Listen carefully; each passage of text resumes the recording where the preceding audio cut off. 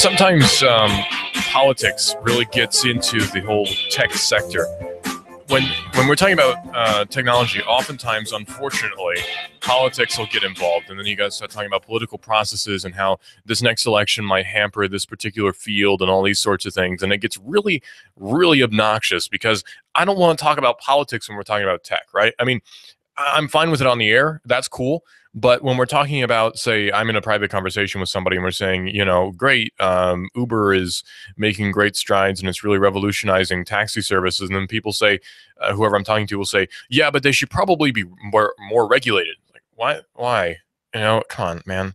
I don't want to get into this. You should know by now that technology being regulated generally leads to a lot of corruption in the tech sector, because then we have somebody who's on the board of some tech company who ends up being a senator in Nebraska, and then that ends up ruining it for the rest of us. And it's really, really obnoxious. In fact, the whole political process has kind of ruined a lot of things for us. Look at drones, where we've been behind. I mean, America's been behind when it comes to drones. We could have had commercial flight of drones 2 years ago, and while other countries did, but we didn't here in the States because of, again, regulation getting in the way. You could fly drones for commercial purposes in Canada. You could fly drones for commercial purposes in certain countries in the European Union. You could fly them sometimes in Russia, depending. You could fly them in South Africa, I'm sure. You could fly them all sorts of different places, but not here in the States, although we are a free country. It's always the thing. You talk about, I really like all these freedoms that we have, except for all the ones that we don't have, but we're a free country. It's always that thing, you point out all the different wrong things, and then they sort of stop and go, well, but at least we're a free country, and it just grinds on me, because we talk about all these different things that we can and can't do, and then we're like, well, we're a free country. It's like, I don't know about that. I mean, I have to sign a bunch of paperwork in order to buy a gun. I can't even own a house here. I can't own a house because I'm basically renting it from the government thanks to property taxes. So I can't really say that this is free when it comes down to the whole freedom thing. I can't say that we're really free when it comes to ownership. It's hard to actually own something these days. It's hard to actually take real ownership of something. Now, there are there are exceptions if we're looking at, say, in different states. Like, for instance, Georgia is a really good state. Georgia and Tennessee are both very nice states when it comes to private ownership of things and private exchanges. Whereas, say, we'll just use firearms as an example, because firearms tend to be very controlled in other jurisdictions. Let's say that I want to buy a gun. Okay, cool. Well, I can buy it from an FFL dealer, or FFL holder, which is a federal firearms license holder here in the States. And then I have to sign a bunch of paperwork and yada, yada. And, it gets in the way, but I can buy a gun. I do have to pass an FBI background check. But other than that, as long as I'm 21, I can buy pretty much any gun I want, so long as it's not restricted in some way, as in it's a fully automatic weapon, or it's a short-barreled shotgun, or what have you. So long as it's a regular gun, regular being a normal handgun or normal long gun that's not special in any way, as in full auto or short barrel or anything like that, I can buy it no problem, as long as I'm 21. If I'm 18, forget about it. You can only buy long guns then, and handguns are going to be gifted to you, straw purchase, whatever. Well, that's all fine and dandy. That's pretty cool. But in Georgia, if I'm my age, which I am now, which is under 21, I'm 20, I can actually buy a handgun in a private purchase, and that's no problem. It's true. I can also buy a long gun. Now I'm old enough to buy a long gun in any FFL holder, but if I buy a long gun from a private purchase, there's no record of that purchase. There's no paperwork that has to be signed. There's just an exchange. I give you money and you give me an item. Now, that's not quite actually a real purchase, in the sense that it's basically monetized debt, because the dollars that we use are promises of a return, which doesn't actually exist, because you're not really getting anything in return for that. So really, one of the best ways to actually really make a purchase in a true free market sense of a purchase here in the States is to exchange one item for another item of whatever value, equal value, we'll just assume, although it may have a greater nostalgic value or what have you. So let's say I have an item, and this particular item is actually kind of expensive. Let's say it's a computer. I custom built this computer, but I don't really have time to use it. So I'll exchange that computer with you for a handgun, because I want one. Okay, cool. I can make that exchange. There's no paperwork. There's no nothing. We shake on it. That's a handshake contract. That's legal. And that's it. Exchange made. Problem solved. That's a real purchase because there's equal value involved. It's not like here's a note that says I'll give you silver, but I actually can't.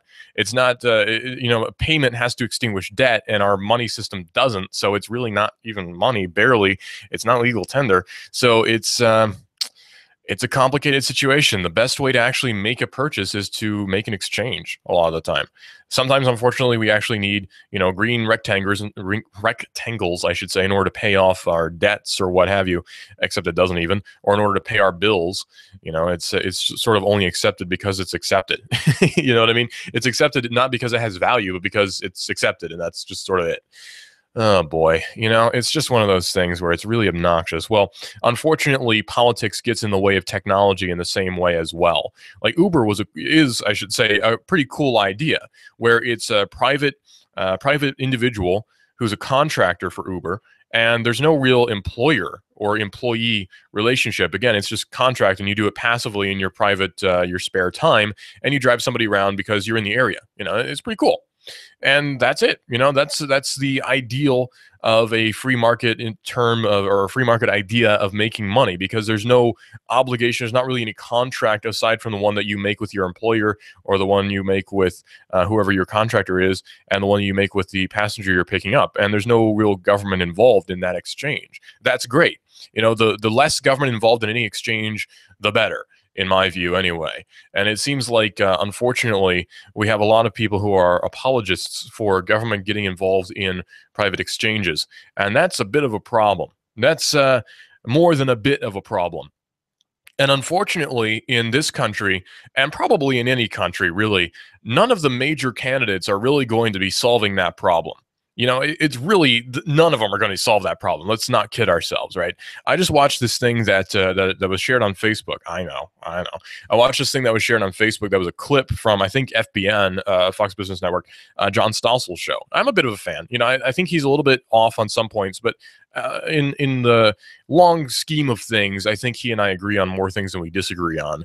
Stossel seems like kind of a cool guy. So if you want an idea on basically what I think on a lot of things, Stossel show is actually kind of a good idea to get a picture of what I think. But Stossel was interviewing what's her name, Ann Coulter, the famous Republican who's always an apologist for the Republican Party. Seems like no matter what moral problem there may be, she will always defend them somehow. And she was saying that libertarians are a threat to the country. Essentially, I'm paraphrasing. She said that she wanted to drown some libertarians, figuratively speaking, of course. She's sort of kidding around, because they're harming the Republican Party because they're taking votes away from the Republican Party. Well, the thing is here, I'm not going to vote against my conscience. I'm not going to do that. In fact, which means I probably won't vote anyway. But I'm not going to vote against my conscience, assuming that I do. So the Republican Party is not a party that I agree with by like any standard ever. So I feel no obligation to vote for that particular party, although some may describe me as conservative, which may be correct. I don't know. I think I'm pretty classically liberal, actually, looking at the chart. So I don't know if I can vote for the Republican Party. Chances are I can't and won't, simply by means of, or simply because of my moral views on things. So then by that standard, I'm an issue. I'm a problem for the country, I suppose, because I'm letting the Democrats win. Oh boy. Well, the thing is, and it comes down to this: I don't care about any party because I don't think that they matter. I really don't.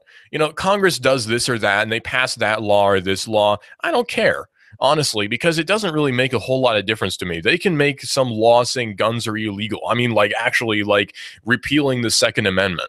And it wouldn't really matter a whole lot to me because I still have the right to bear arms despite what they say. And I still may or may not own weaponry despite what they say. So it doesn't really matter to me. They can pass any law that they want, but it's like, okay, so I mean, we're beyond saving in Congress anyway. When it comes right down to it, people are delusioned, I think, in a lot of ways when they think that there's some way to save Congress, and maybe if we just vote the right guy in, everything will be okay. Maybe if we just get this guy in office, then he'll fix everything. Maybe if this guy's president, then it'll be okay. Oh no, wait. This guy's president, everything will be okay. Okay, that guy didn't work. This guy's president, everything will be okay. You know what the definition of insanity is?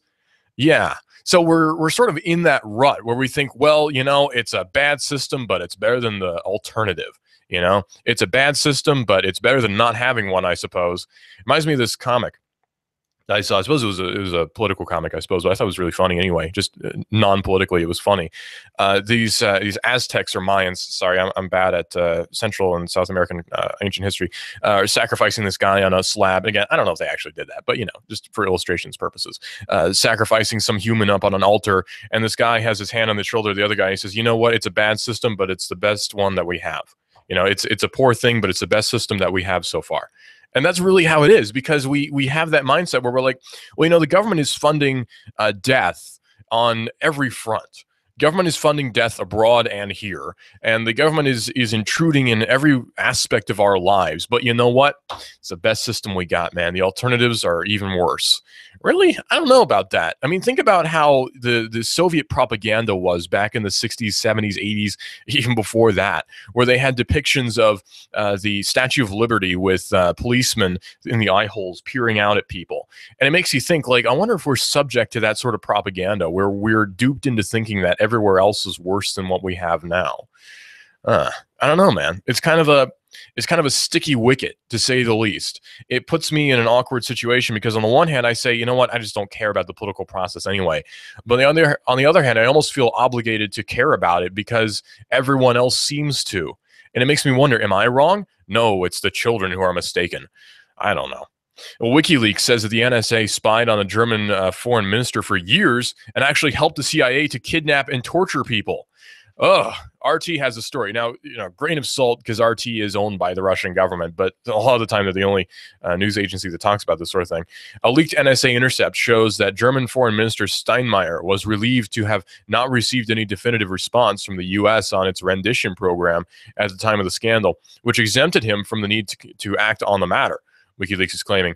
The WikiLeaks publication intercept of the German foreign minister's communications, which was undertaken after his official visit to the U.S. in November 2005. Now, again, that's 10 years ago.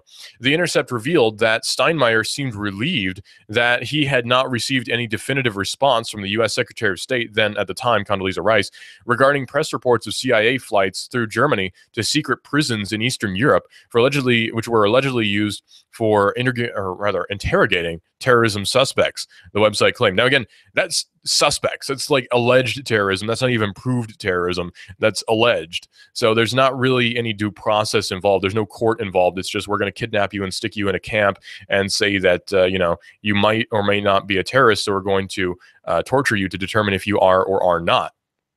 The visit occurred during the CIA's secret rendition flight scandal. After the first reports on the rendition flights emerged in the media, European governments denied any knowledge of the CIA program, but continued providing airspace and airport facilities to the U.S. security agency, which facilitated it. Today's publication indicates that the NSA has been used to help the CIA kidnap and torture with impunity, says Julian Assange, the editor-in-chief of the whistleblowing website. That's what he commented on the leak. For years, the CIA was systematically abducting and torturing people with the tacit complicity of European governments. In 2005, German Foreign Minister Steinmeier was thrilled that this tactic of asking Condoleezza Rice no hard questions about CIA renditions had worked. The U.S. said nothing that would require him to do anything. And how do we know about it? Because the National Security Agency was gloating to U.S. senior executive about intercepting this cowardly display. Nobody comes out of this looking good, Mr. Assange added. In 2006, the European Parliament published a report stating that Germany, among other European Union states, aided or was aware of the CIA's extraordinary rendition program. Now, think about it this way. Do we really think that voting for a certain candidate is going to cause these actions to cease? I kind of doubt it, actually. Are we so delusioned into thinking that maybe if we just vote for the right guy, these torture programs will stop? Or maybe if we just vote for the right guy, then we'll stop getting ourselves involved in ridiculous wars? I kind of doubt it, actually. It seems like a vote for any of the two parties is a vote in futility. It's an exercise in futility because it's not going to solve any problems. We're so impassioned into believing that maybe if I just vote for this guy, things will change. But I kind of doubt that, honestly. In 2006, the European Parliament published a report stating that Germany, among other European Union states, aided or was aware of the CIA's extraordinary rendition program. Now, they're always going to use terms that sound a lot more innocent than they actually are, like rendition program. You think, oh, they're making a sonnet. How cool.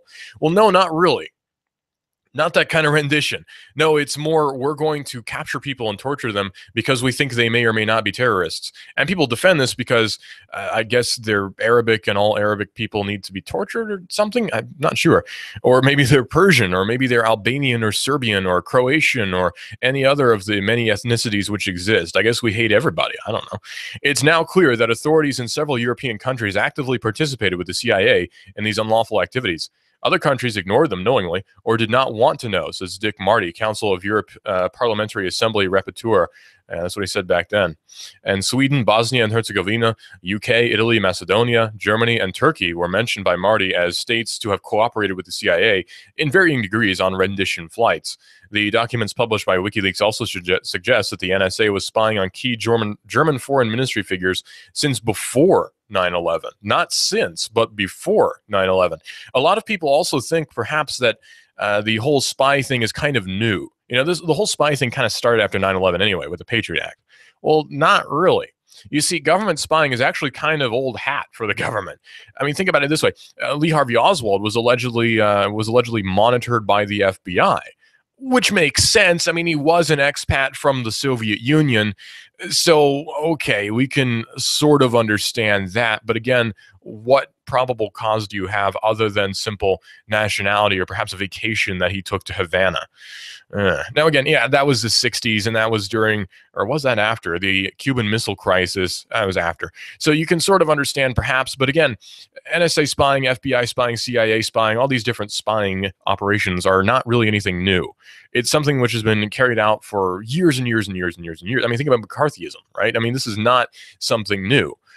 Perhaps we're intentionally led to believe that it's something new, but I don't know. It drives me nuts when people say, well, things were better back in yada, yada, yada. I don't really think so. Things were better back in the Reagan era before we had yada, yada. I don't really think so. Things were better because we believed things were better. That was really it. We had an air of optimism, and that was really the only reason that things were better. Things were better because people were more optimistic, not because of any sort of government action. When it comes right down to it, the country is better off when the people take action, not when the government takes action. We are better off despite government, not because of it. And that's one mistake that a lot of people make, is they think, well, the reason we're so much happier can't be because of us. It has to be because of some outside source that's causing us to feel better, when really that's not the case at all. Why do you feel better about your country? Well, because you are more optimistic. Why? Because other people are more optimistic. Why? Because we have a more optimistic view of the future. We think perhaps America can be great yet again. Or maybe that's implying that we're not now. What if we just thought, you know what, we're kind of cool actually, and we can engage in market commerce, and we can do what we're going to do despite government, and we don't actually need some other candidate to be in office for us to feel good about ourselves and for us to continue as planned, right? I mean, we don't need any sort of candidate from either party to tell us that things are okay in order for them to be okay. Because it doesn't work that way. And yeah, Reagan optimism was overall positive for the country, but that's not because of any certain candidate. That's because of us. That's because we were cool. That's because we were better, not because any certain candidate was. That's something that has to be understood. That's something that's critical to understand if we're ever going to get out of this idea that no, this candidate's okay. No, we'll vote for this one this time. No, this party will be okay this time. I voted for Republican last time and they kind of screwed me over, so we'll go with Democrat this time. No, it doesn't work that way. It's not because of the candidates that we're any better off, or it's not because of the elected officials that we're any better off. It's because of us. It's because we have small businesses, because we have big businesses, because we have participation in marketplace, because we can talk with our neighbors, because we can hang out and have fun, because we party, because we're cool. That's why we're better off, not because of any sort of government intervention to make us better. It doesn't work that way.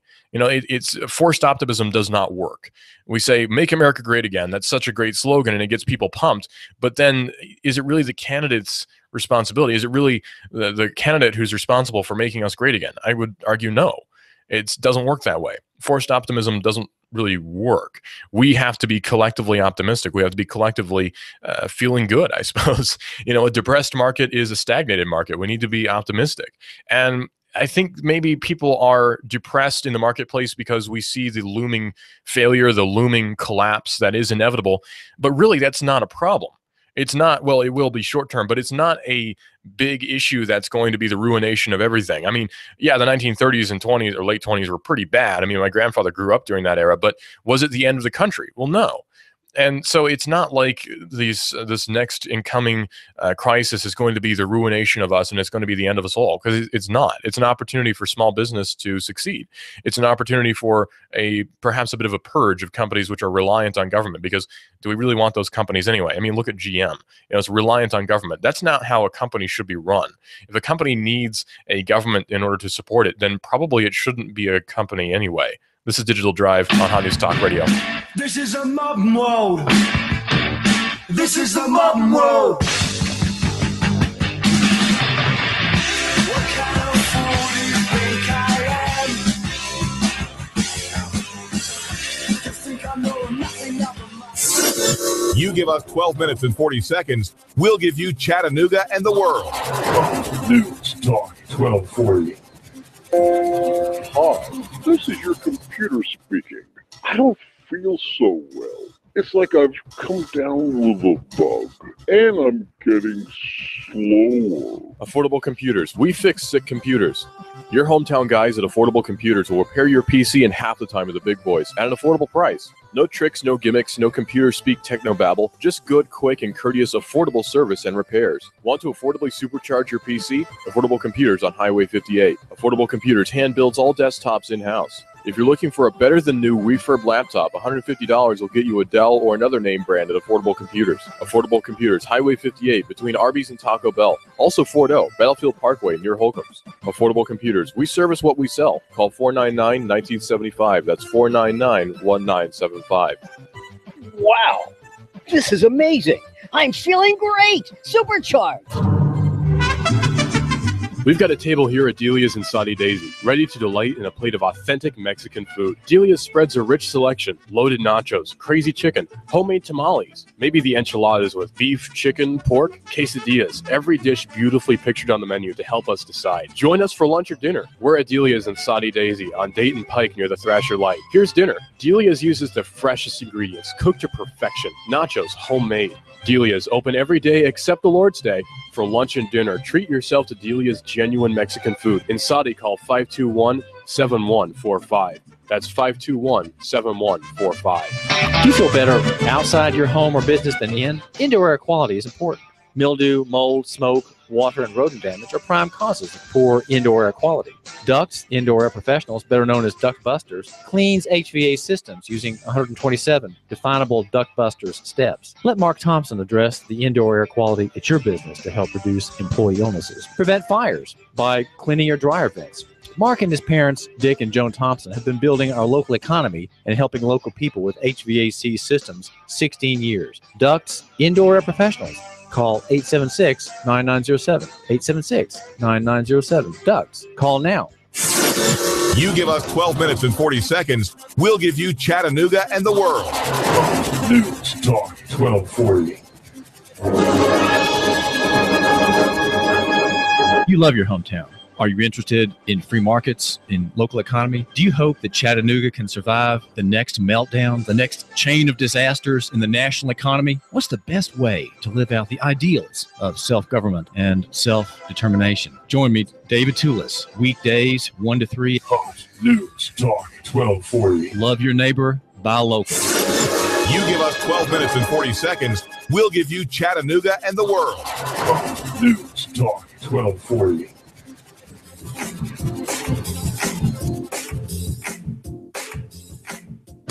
Fox News Radio, I'm Lillian Wu. There are now 16 Republicans vying for the White House. Ohio Governor John Kasich formally announcing he's in. We can all work to make sure that next generation is going to be in a position of greater strength than what we received. Speaking at the Ohio State University in Columbus, the first GOP debate in Cleveland, just about 2 weeks away. The father of the California woman shot and killed allegedly by an illegal immigrant deported 5 times, among those testifying at a hearing on immigration policies. Jim Steinle recalling his last moments with daughter Kate. Suddenly a shot rang out. Kate fell and looked at me and said, "Help me, Dad." Those are the last words I will ever hear from my daughter. He wants Congress to reform laws that allowed her alleged killer to remain in the country. And unemployment rates down in 21 states in June, up in 12. Fox News, we report, you decide. You give us 12 minutes and 40 seconds, we'll give you Chattanooga and the world. News Talk 1240.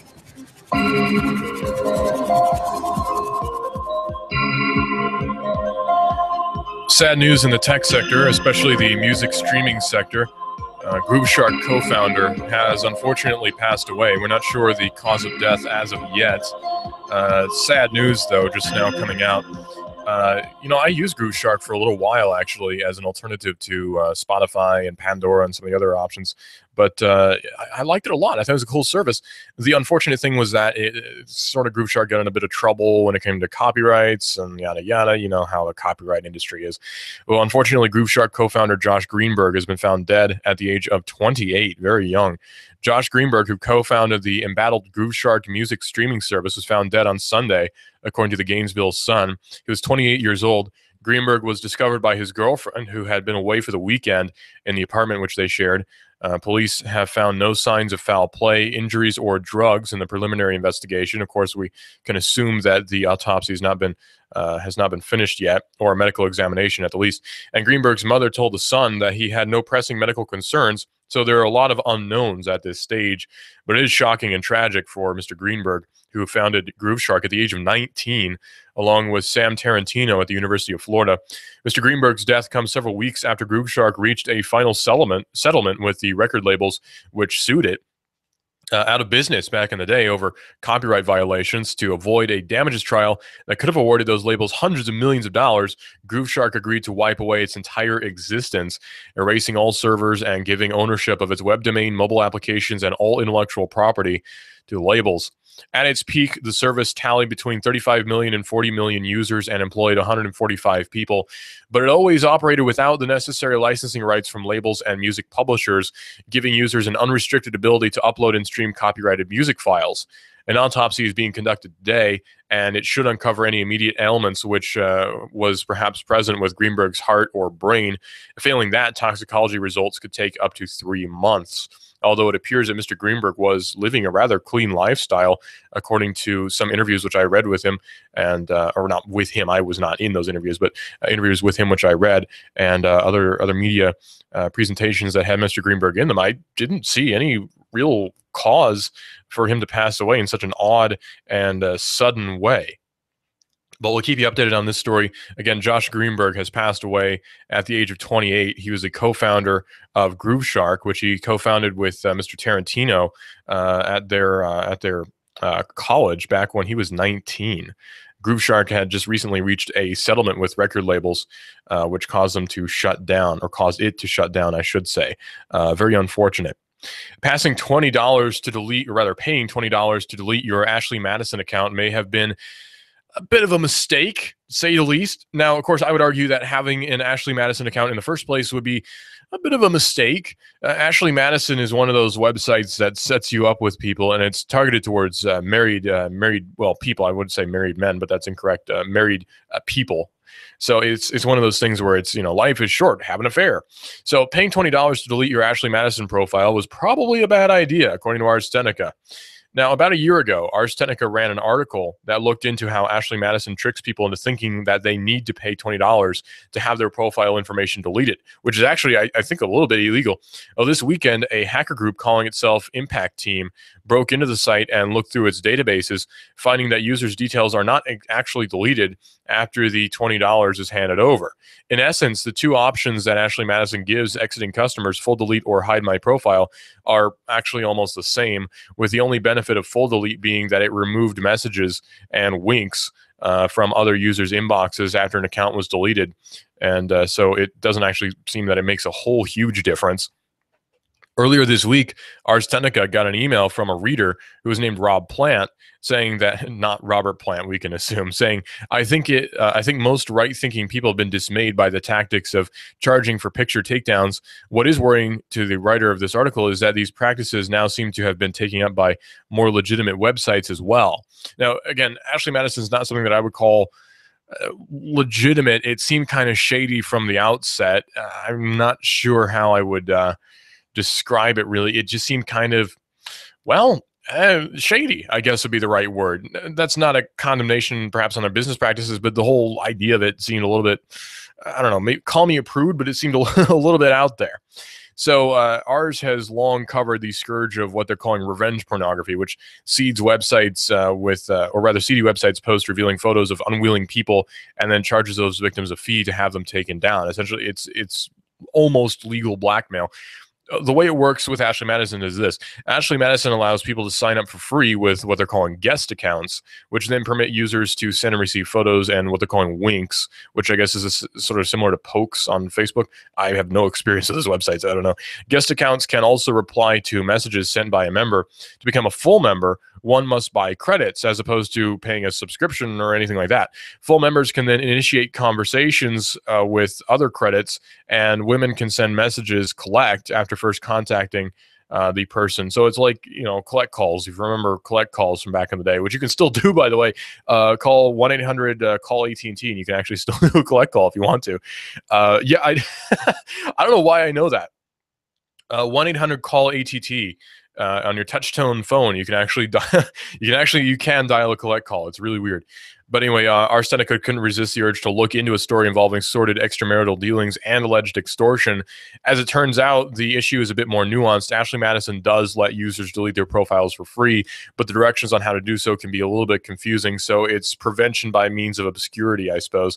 When you go to actually delete your account, you're presented with two options. You can either choose the option in big, bold letters that says full delete, which you have to pay $20 for, remove all traces of your usage for only $19, or you can choose hide my profile, which only promises a basic deactivation. Again, legally, I'm pretty sure you have to be able to delete your account without paying any money, so there has to be that option. Naturally, many people assume that full delete is the only way to get your profile taken down, when in actuality, that's not really true. So Ashley Madison's been seeing a bit of problems. If you are one of the millions of people who has had an Ashley Madison account, you might want to look into changing your passwords and such on your on your bank accounts. There we go. I hate it when I lose words. You may want to look into changing your passwords and usernames and such on your bank account stuff, bank account info and that sort of thing. So you may want to look into changing that as you can. So that's the update on that from us here at Hot News Talk Radio, AM 1240 and hotnewstalkradio.com. You give us 12 minutes and 40 seconds, we'll give you Chattanooga and the world. News Talk 1240. It's 12:38 here at Hot News Talk Radio, and I'm Russell. Here's what's happening. So a handy cheat sheet for North Korea's private internet, which does not use DNS, by the way. Now, the idea of DNS is basically it's sort of a forward, as it were. What happens is when you type in a website, you're typing in the address of that website, right? You go www. As an example, google.com, or actually better, www.hotnewstalkradio.com. Okay, cool. Well, you're not actually, technically you are going to that word, but that word isn't interpreted by the whole system into a series of numbers called an IP address or internet protocol address. It's simple matter. I mean, this has been the case for like 20 years or so, or actually more than that. I'm getting old, more like 25 years or so. So it's not like this is a new idea. It's been around for forever. That's how the web works. Well, in North Korea, not so much. You actually have to type in the direct IP address to get to a website. So a quick scan of addresses on the poster that our Seneca did, that a poster that was distributed by the DPRK, reveals that all sites use private IP spaces, parts of the range of possible internet addresses reserved for use on internal networks. For example, the website for the Democratic People's Republic of Korea's Central Information and Communication Agency uses the IP address 172.16.11.23, and these sites appear to be largely for government organizations, research centers, and educational institutions. So in a way, it looks a lot like the World Wide Internet did back in 1992. Wow. DPRK is far behind, which is yet another reason why sort of kind of communism, which is actually more like monarchy, is really a bad idea. It's more like actually sort of a tyranny in the classical sense of it. Like a tyranny is a system in which a person is the absolute ruler. Now, again, we use tyrant in a very negative connotation nowadays simply because of that. But back in the day, a tyranny was a legitimate form of government that people recognized and would defend. Tyranny is when you have a single person who is the supreme leader of this particular fiefdom, perhaps, or this particular area, this particular kingdom, or very small empire, because empires back in ancient days were actually kind of small. And that would be it. You were the tyrant of this particular city-state, as it was in ancient Greece. Now, that being the case, actually, North Korea is kind of like a tyranny, although it's more like a monarchy, although it's really more like some sort of odd warlord sort of ruled estate. It's really odd. There's not really any real definition for North Korea because, yeah, I mean, it is communist, but it's not at the same time because communism doesn't rely on lineages for continuation of rulership. So it's really more of a weird oppressive monarchy, kind of like the United Kingdom. So it's really a weird scenario that North Korea has found itself in. Very unfortunate as well. Of course, the North Korean people are extremely oppressed, and it's certainly unfortunate that this is the case. Hopefully, there can be perhaps, if not unification, then independence for North Korea in a. Unfortunately, this is rather unlikely, but in a non-violent manner.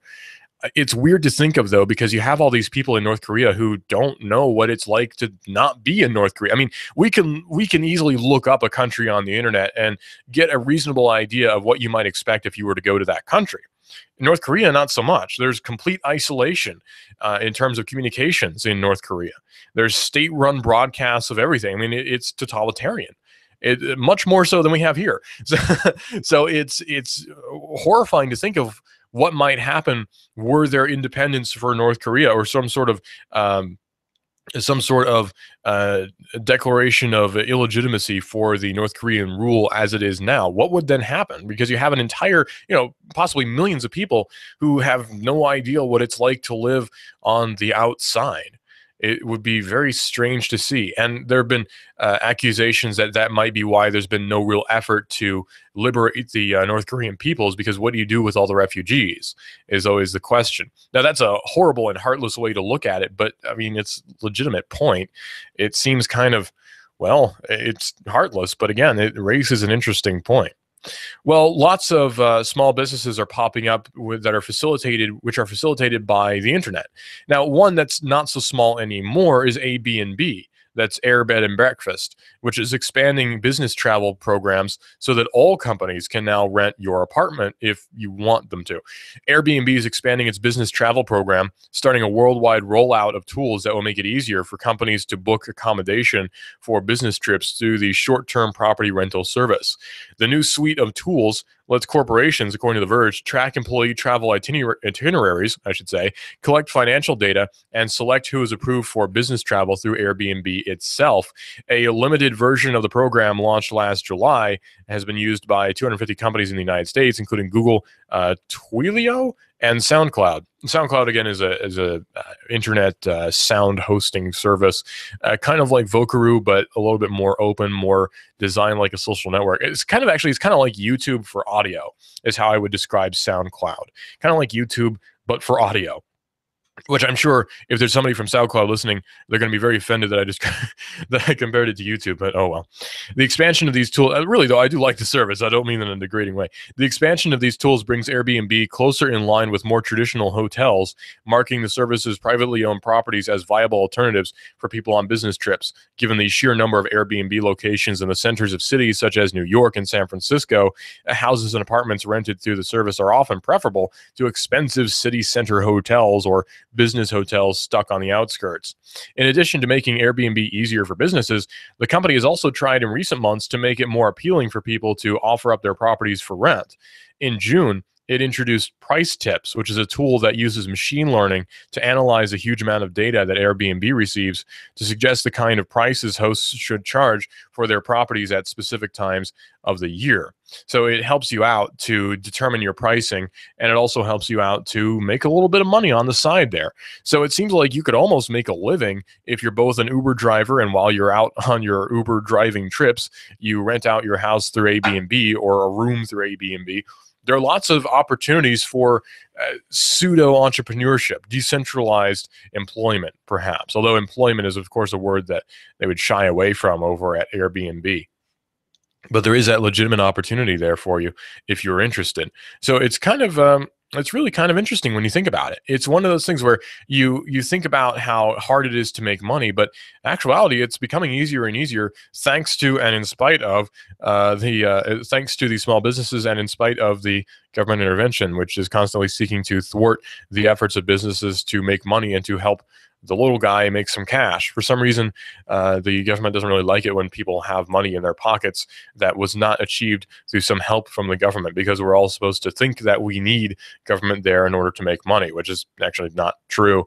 We make money in spite of the government, not because of it or its protection, really. A new vulnerability has let hijackers, hijack Chrysler vehicles, some of the newer ones anyway, which is yet another reason I really don't like American cars. There are too many bells and whistles, and they're unreliable, and they look kind of funny. So no thanks. A new vulnerability lets attackers hijack Chrysler vehicles over the web, according to The Verge. A new vulnerability in the Uconnect system gives attackers rather frightening remote powers over Chrysler vehicles, which was revealed in a Wired exclusive report. In a live demo, attackers use a vulnerability to cut out a Jeep Cherokee's transmission and brakes, and when the car is in reverse, command the steering wheel, all without any sort of physical access to the vehicle, completely wireless. This might be the kind of software bug that's likely to actually kill somebody, said Charlie Miller, one of the researchers behind the exploit. The full vulnerability will be presented next month at DEF CON, although the researchers plan to withhold crucial details so that the bug cannot be exploited at scale. Now, again, I don't like cars that have connectivity like that. If it's just a radio that has connectivity via Bluetooth to my smartphone or MP3 player, I'm cool with that, actually. I get that. That's kind of cool. I would do that, honestly, if it's just the radio. But if we're talking about computer-aided driving or steering or braking, no. I don't want any part of that. The simpler the operation of the vehicle, the better for me. Now, I can drive stick, and I actually like driving and prefer driving a stick shift vehicle. Unfortunately, I can't in my 98 Buick LeSabre, but hey, whatever. I like driving a stick. I like being connected to that vehicle in a very visceral sort of way. It lets you drive the car and feel like you're driving the car, not just I'm driving my car. You're driving the car. You get what I'm saying? You get that with a stick shift, and you really don't when there's all these bells and whistles that help you out and brush your hair and brush your teeth and clip your toenails for you while you're driving. No thanks, man. Which is kind of a weird contradiction, actually, when you think about it, because I'm a very tech-oriented person. I like lots and lots of simplicity. I like lots and lots of, well, I guess convenience. But sometimes convenience can be the literal death of you when it means that somebody can hijack your car and crash it into something. Now, again, if you're driving a Chrysler vehicle, be it a Jeep Grand Cherokee from 2015 or a Chrysler whatever they make for 2015 in a family sedan sort of configuration or crossover, which everyone seems to want these days, don't worry, because chances are in Chattanooga, nobody actually knows how to do this, and it's a very skilled team of researchers that figured out how to hijack these vehicles. But still, word of warning, Internet of Things is becoming a thing. Every device being connected to the internet is becoming a thing. Now, there are positives to that and there are negatives to that. One of the negatives to that is there's no such thing as complete security. It used to be physical access to a motor vehicle was absolutely necessary for any sort of tampering, right? I mean, you had to have physical access to that car to tamper with it. That's becoming less and less true nowadays, where you actually don't even need to be close to a vehicle to hijack it. There's an article in 2600 magazine back in the late 2000s, before this whole automated driving thing really took off, that was telling you how to open up a Mercedes-Benz using a universal remote, and that's back in the late 90s. So these These sorts of exploits are really not anything new, but the fewer the bells and whistles on my car, the happier I am, actually. It's sort of a contradiction because I'm the opposite with almost everything, but when it comes right down to it, I really just prefer fewer bells and whistles, period, when it comes down to it. I don't want there to be automatic driving assist or whatever. I just want to drive the car, and that's it. The car is there for me to move, and that's it. And move very quickly and very much in a fun way. The good news for Chrysler drivers is there's already been a patch, but it hasn't yet reached your car. Chrysler released a patch on the 16th, but it has to be installed manually, either by a dealership mechanically or manually via USB. The vulnerability was also inspired government action, as a new automotive security bill is being introduced in the Senate alongside this report. So unfortunately, you have to have the patch installed by going to either a dealership or downloading it to a USB stick and installing it yourself. But still, you can't just have it done wirelessly. That's really a problem. That's such a problem.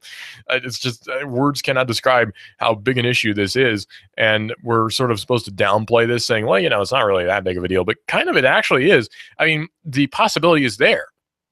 And most people are not going to get any sort of notification if they drive a new Jeep or they drive a new Chrysler that this actually has to be done in order for them to have a safe vehicle. And even then, no vehicle is really safe. It's astounding that there are going to be people driving around with the potential to hijack their cars. Somebody could just hijack your car. It's crazy to think about. But yeah, if you're hearing of this and you happen to drive a Jeep or a new Chrysler vehicle, get that checked out, because I'm pretty sure if it's a warranty covered thing, they kind of have to do it for you. So yeah, I would recommend getting that checked out ASAP as soon as possible. So please get that done. Well, the age of computerization is also helping with city planning. There's no doubting that. M-City is the future of connected and autonomous vehicle research. In Michigan, Ann Arbor, Michigan, in fact, on Monday, the University of Michigan has formally opened M-City, a 32-acre outdoor research lab for testing out the future of automotive technology. Presumably, it's going to be replacing a large chunk of Detroit. M-City simulates an urban environment for University of Michigan researchers, car makers, and technology suppliers so they can try out ideas in real-world conditions without the risks that would come on actual public streets, like people with baby carriages jumping in front of you or people texting and smashing into you. If you ever had one of those large play mats for toy cars as a kid, M-City is actually kind of the same thing. The day that it kicked off with a ribbon-cutting ceremony, both the Michigan senators and congresspeople, Debbie Dingell, sat on a stage for the ceremonies alongside Ann Arbor's mayor. The intent behind M-City was best summed up by Senator Gary Peters, saying that Michigan, not Silicon Valley, should be at the vanguard of automotive technology development. That having been said, plenty of tech firms familiar to readers of ours and listeners to Digital Drive were present, including Qualcomm, Verizon, and Xerox, which I don't usually think of as a tech innovator these days, although granted they did develop the whole, user interface. But anyway, traditional automotive tech firms like Bosch and Denso came out to see the facilities as well, as did actual car makers. So some of the tech on display will be familiar. The Delphi self-driving SUV that Megan Guest rode in is being showed off, as well as Qualcomm's Halo wireless car charging system, and a stripped-out BMW was used for that. So interesting technology being developed in Michigan. Although not really being developed in Michigan, more being tested in Michigan. If it's developed by Qualcomm, it's probably being done in either South Korea or China or Japan, some Asian country. And if it's being done by Denso, I can guarantee you it's probably being done in Japan, because Denso is a Japanese company. I know people who work there. This is Digital Drive. I'm your host, Russell. We're talking about technology and quite a bit more here on Hot News Talk Radio AM 1240, where we are everywhere. Listen live to Hot News Talk Radio at hotnewstalkradio.com. Download the TuneIn Radio app and search for Hot News Talk Radio. Hot News Talk Radio is also on Twitter, where you report the world decides. That's AM 1240 Hot News Talk Radio. Nuganomics.com with David Toulis is coming up in just a few minutes here on Hot News Talk Radio. He talks about local economy, free markets, and quite a bit more in a very Nuga-centric perspective right here on Hot News Talk Radio. He is the man himself, and he's very, very Nuga-centric right here, Hot News Talk Radio. This is a mob mode. This is the mob mode.